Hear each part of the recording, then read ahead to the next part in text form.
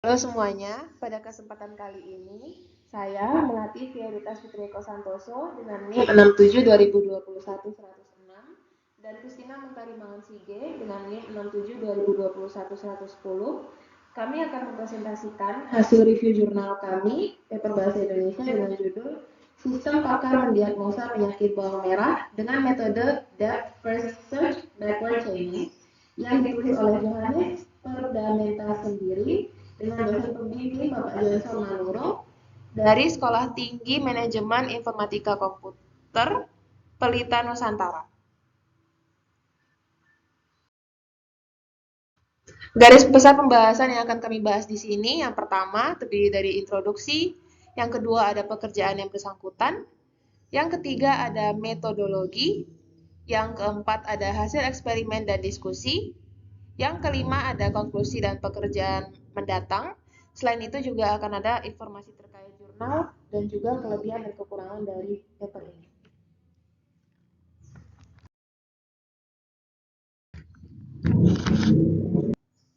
Sistem Pakar adalah program komputer yang menyediakan ahli menyarankan seolah user sedang melakukan konsultasi knowledge-based system.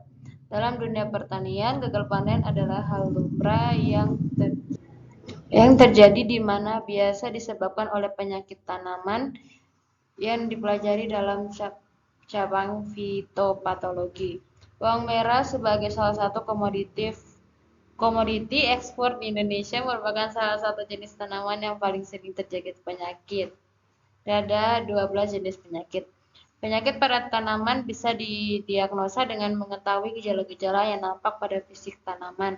Metode backward chaining merupakan suatu metode pelacakan yang memulai proses penelaran dari kesimpulan dengan mencari hipotesa-hipotesa menuju fakta-fakta yang mendukung sekumpulan hipotesa tersebut.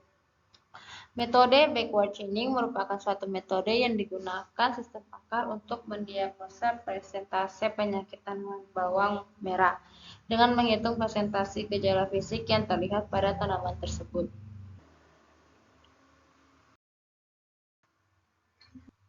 Pekerjaan yang bersangkutan, backward chaining, pelacakan ini dimulai dengan hipotesa dari sebuah objek di mana selanjutnya diminta informasi-informasi yang akan mendukung atau mengabaikan hipotesa di awal. Di sini terdapat 6 rule untuk menentukan suatu gejalanya. Dari yang pertama, jika penyakit satu maka akan muncul gejala-gejalanya. Begitu pula dengan rule yang kedua, rule ketiga, rule keempat, rule kelima, dan rule keenam. Depth first search. Ya, di sini teknik penelusuran data pada node-node secara vertikal dan sudah terdefinisi, biasanya dari kiri ke kanan dengan keuntungan penelusuran masalah dapat digali secara mendalam sampai ditemukan solusi yang optimal. Di sini jika user menginput P1, maka gejalanya akan muncul, begitu pula dengan P1, P3, P4, P5, dan P6.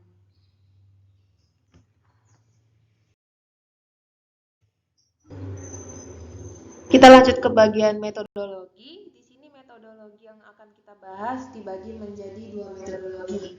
Metodologi yang pertama adalah metodologi penelitian yang dilakukan oleh penulis paper. Jadi langkah pertama yang ia lakukan adalah mengidentifikasi masalah. Masalah di sini terkait dengan diagnosa penyakit bawang merah dari Dinas Pertanian Lubuk Pakam, Deli Serdang. Selanjutnya, ia melakukan pengumpulan data, di mana pengumpulan data dilakukan dengan 2 cara, yaitu literatur dan juga wawancara. Untuk literaturnya, pengumpulan data dilakukan dari buku-buku atau jurnal-jurnal sebelumnya yang sudah ada yang membahas terkait sistem pakar ataupun algoritma depth first search backward chaining. Lalu untuk wawancaranya, ini dilakukan dengan Direktur Dinas Pertanian Lubuk Pakam Deli Serdang untuk menggali info terkait topik sistem pakar terkait penyakit bawang merah. Selanjutnya dilakukan juga analisa metode depth first search backward chaining, di mana analisa ini dengan survei terhadap penelitian-penelitian terdahulu tentang penentuan penyakit tanaman bawang merah. Selanjutnya dilakukan penganalisaan masalah. Masalah yang di sini dianalisa adalah data penyakit bawang merah dari Dinas Pertanian dan Hortikultura Lubuk Pakam Deli Serdang. Selanjutnya untuk tahap kelima adalah menentukan uraian yang dilanjutkan dengan desain sistem dengan metode backward chaining yang dirancang dengan PHP atau pemrograman web. Selanjutnya dilakukan juga penerapan sistem yang dilanjutkan dengan perancangan sistem memakai depth first search backward chaining dengan gambar dan desain software. Selanjutnya dilakukan juga implementasi sistem di mana ia menguraikan langkah-langkah dari depth first search backward chaining. Selanjutnya dilakukan pengujian dari sistem yang telah dibuat dan selanjutnya selesai. Lalu untuk metodologi kedua di sini adalah desain dari sistem website yang ia buat. Yang pertama, pada halaman pertama itu website menampilkan UI atau user interface yang menampilkan data-data penyakit, di mana di sini ada total 12 penyakit yang didapatkan. Di sini penyakit pertama yang didapatkan adalah ulat tanah, dengan kalau kita perhatikan ada 4 gejala, yaitu gejala 1, gejala 2, gejala 3, dan juga gejala 4. Lalu pada penyakit kedua yaitu hama thrips terdapat 3 gejala, penyakit ketiga ulat daun terdapat 3 gejala, dan juga penyakit-penyakit selanjutnya. Di sini yang digunakan pada tahap kedua ini adalah backward chaining. Jadi kalau biasanya itu kita lumrah dengan yang namanya forward chaining, di mana biasanya ditentukan dulu gejalanya, baru dari gejala-gejala itu kita menentukan penyakit. Namun di sini sebaliknya. Jadi kita memilih dulu penyakit apa yang ingin kita diagnosa dari penyakit bawang merah, dari suatu tanaman bawang merah, lalu di situ kita tinggal mencentang gejala-gejala yang ada. Nah, Gejala-gejala ini berperan sebagai informasi-informasi tambahan yang akan mendukung argumen awal, di mana argumen yang saya maksud di sini adalah penyakit yang telah dipilih. Nah, kalau misalnya gejalanya itu disetujui atau dipilih atau tampak pada tanaman bawang merah secara realita, maka di sini ada argumen dan Y. Maka di sini dia akan masuk terhadap proposisi yang akan nanti dihitung. Selanjutnya untuk tahap ketiga adalah yang namanya depth first search, di mana dia akan mencari gejala-gejala yang memang ada dari penyakit itu. Jadi di sini karena masing-masing penyakit memiliki gejala yang berbeda-beda, walaupun mungkin ada beberapa yang sama, tapi dia digambarkan pada nude dan juga anak-anak nude yang berbeda-beda. Jadi di sini begitu dia memilih sudah, anggap saja dia memilih penyakit ke-8, maka anak-anak nude yang dipilih adalah anak-anak nude yang berada di bawah penyakit 08. Selanjutnya, dilakukan perhitungan proporsi keterjangkitan dengan melihat gejala-gejala yang mendukung atau yang tadi saya bilang masuk dengan kategori Y atau disetujui oleh pengguna, input pengguna. Di mana proporsi ini dihitung dengan rumus NA per NS dikali 100%. NA-nya ini adalah gejala-gejala yang dicentang oleh user dibagi atau per NS atau gejala total dari satu penyakit yang selanjutnya dipresentasikan atau dikali 100%. Misalnya, pada penyakit ke-12 yaitu busuk payah, ada satu gejala yang disetujui dari 3 gejala total. Maka cara perhitungannya adalah 1/3 dikali 100%. Selanjutnya, setelah menghitung proporsi, maka sistem pakar di sini mulai berfungsi yang digunakan untuk menampilkan solusi. Lalu selanjutnya kita masuk ke dalam hasil eksperimen. Di sini ada 2 kali eksperimen yang dilakukan oleh penulis paper. Pada eksperimen pertama, dalam jurnal, percobaan yang dilakukan hanyalah sebanyak 2 kali. Eksperimen pertama dilakukan dengan memilih penyakit 007 yang tampak seperti tabel berikut. Di mana kalau misalnya kita lihat di tabel sebelah kanan, penyakit 007, ada 9 kode gejala yang terdeteksi, yaitu gejala 1, gejala 13, 15, 16, 17, 18, lalu gejala 22, 23, dan juga 27. Nah, dari ke-9 gejala ini, kita bisa lihat yang jawabannya ya atau Y itu hanyalah 3 dari total 9. Maka kita masuk ke dalam rumus proporsi. Maka rumus proporsinya adalah NA yang adalah 3/9 yang merupakan NS dikali 100%. Yang hasil akhirnya setelah dipresentasikan adalah 33,33%. Nah, karena proporsi atau P ini adalah di bawah 50%, maka hasilnya si tanaman bawang merah ini kemungkinan terjangkit penyakit bercak ungu. Maka selanjutnya akan dilakukan sistem pakar, yang sistem pakar ini menghasilkan solusi. Solusinya adalah pemberantasan penyakit bercak ungu dengan cara menyemprotkan fungisida. Beberapa fungisida yang dapat digunakan adalah ditain M45 dan seterusnya. Lalu kemudian ada hasil eksperimen kedua, di mana eksperimen kedua dilakukan dengan memilih penyakit yang sama, yaitu penyakit P007, dengan beberapa gejala seperti tabel berikut. Pada P007, kalau misalnya kita lihat di tabel sebelumnya, itu ada 4 gejala yang ia punya, yaitu di sini adalah gejala 1, gejala 2, gejala 3, dan gejala 4. Nah, di sini itu dia menyocokkan gejala-gejala yang dimiliki oleh P07 dengan gejala-gejala yang dimiliki oleh penyakit-penyakit lain, di mana di sini didapatkan bahwa penyakit-penyakit yang berkaitan di sini adalah P01, P02, dan P04. Ada typo di situ. Jadi yang pertama kita ke P01 dulu. Jadi P01 ini memiliki, kalau misalnya kita lihat di tabel di bawahnya, dia memiliki 4 gejala. Nah, di sini kita bisa lihat dari P07 itu jawaban yang ya adalah 1 dan 2. Maka di sini selain itu dia juga memiliki satu gejala lain yaitu gejala 03. Jadi dari P01 ini ada 3 gejala yang juga dimiliki oleh P07. Jadi 3/4 dikali 100% sama dengan 75%.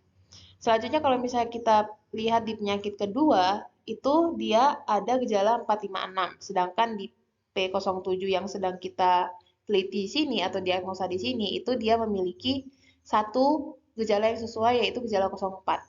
Maka perhitungan proporsinya adalah 1/3 dikali 100%, yaitu 33,34%. Selanjutnya untuk penyakit keempat, di sini dia memiliki 2 gejala, yaitu gejala 1 dan juga gejala 10, di mana ada satu gejala yang sama, yaitu gejala 01 dari P01 dan P04. Maka perhitungan proporsinya adalah 1/2 dikali 100%, yang di sini hasilnya seharusnya adalah 50%. Nah, karena presentasi proporsi terbesar adalah pada P01, 75%, maka terbukti bawang merah kemungkinan terjangkit penyakit ulat tanah atau penyakit P01-nya. Nah, solusi dari sistem pakar yang dihasilkan adalah menyemprotkan dusban 20 EF yang mengandung bahan aktif klorpirifos sebanyak 2-3 cc per liter air dan seterusnya. Selanjutnya kita akan masuk ke diskusi dari 2 eksperimen yang telah dilakukan. Terdapat perbedaan antara kedua eksperimen yang sama-sama menggunakan penyakit 07 sebagai hipotesa awal, di mana perbedaan yang nampak jelas ada pada gejala-gejala yang dipilih pada tahap pengambilan kesimpulan. Pada eksperimen pertama, ada 9 gejala yang dijadikan sebagai bahan pertimbangan pendukung argumen. Dari ke-9 gejala ini, ada 3 gejala yang menyetujui argumen, sehingga pada akhirnya ditemukan proporsi keterjangkitan sebanyak 33,3%. Dari angka ini, eksperimen pertama membuktikan bahwa tanaman bawang merah tersebut hanya kemungkinan terjangkit penyakit 007, yaitu penyakit bercak ungu. Di sisi lain, pada eksperimen kedua, gejala-gejala yang digunakan sebagai argumen pendukung sebanyak 4 gejala, di mana ada 2 gejala saja yang mendukung argumen awal. Berbeda dengan eksperimen sebelumnya, keempat gejala ini kemudian dihubungkan dengan penyakit lain yang memiliki gejala yang sama, yaitu penyakit P01, P02, dan juga P04. Dari sini kemudian didapatkan gejala G01 dan G02 yang menyetujui argumen juga adalah gejala dari P01. Sehingga didapatkan kesimpulan penyakit bawang merah ini adalah kemungkinan terjangkit penyakit P01, yaitu penyakit ulat tanah. Baik, kita masuk pada konklusi. Dari kedua hasil eksperimen di atas, kita bisa menemukan penggunaan DFS dengan backward chaining yang mengambil adil besar dalam penentuan kesimpulan akhir dari penyakit yang diderita bawang merah tertentu yang diujikan dalam aplikasi sistem pakar ini. Proses diagnosa diawali dengan pemilihan penyakit yang kemudian dilanjutkan dengan pemilihan gejala tertentu yang program tampilkan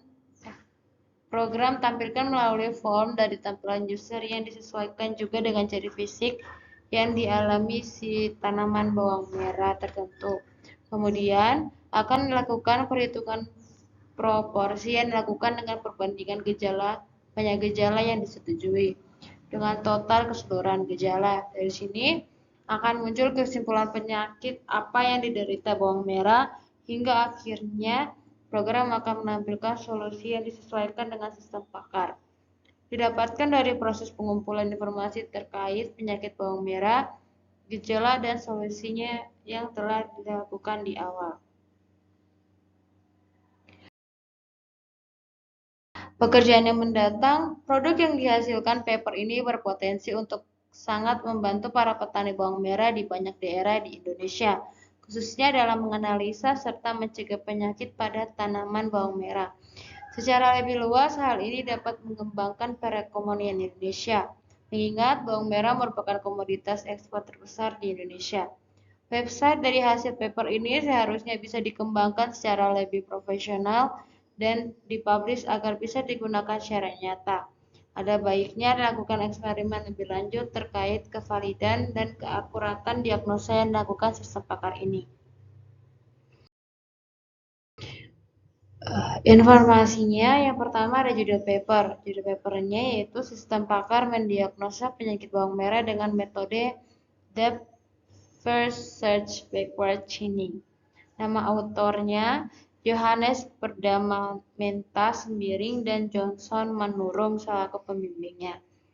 Afiliasinya Sekolah Tinggi Manajemen Teknik Informatika dan Komputer Balita Nusantara. Nama jurnalnya yaitu Jurnal Nasional Komputasi dan Teknologi Informasi. Volume 4, number 5, tanggal dan tahun terbit Oktober 2021. Alamat akses paper tersebut yaitu di https://ojs.serambimekka.ac.id.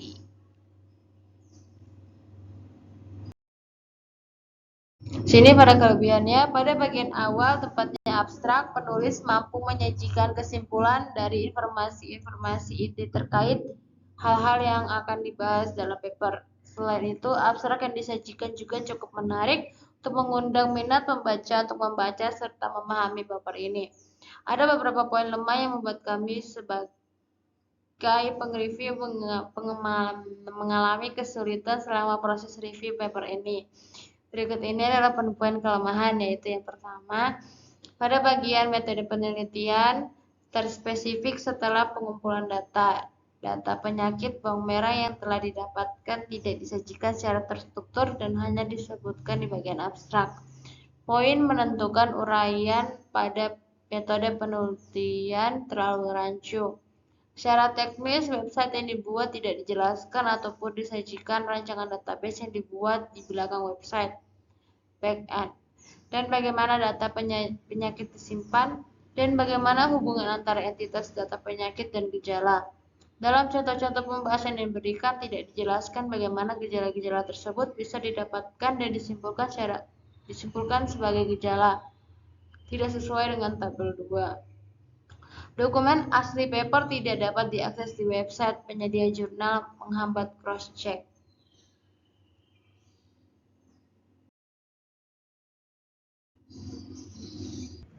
Sekian presentasi dari kami terkait review jurnal atau review paper bahasa Indonesia. Mohon maaf jika ada kesalahan. Terima kasih.